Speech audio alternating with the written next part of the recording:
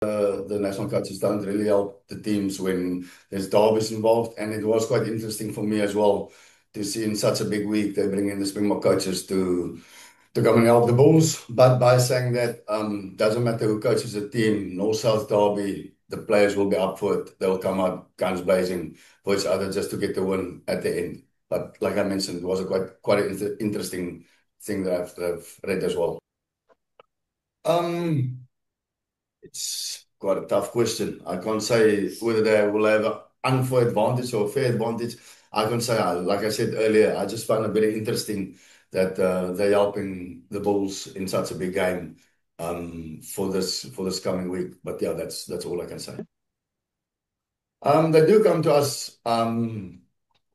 At times, but not when it's local derbies. When we play Leicester Tigers or Harlequins, whoever, I'll contact Felix, and Felix will assist us with whatever he can give us. Felix will do. He's phenomenal with stuff like that. Don has been at scrubbing sessions, so yeah.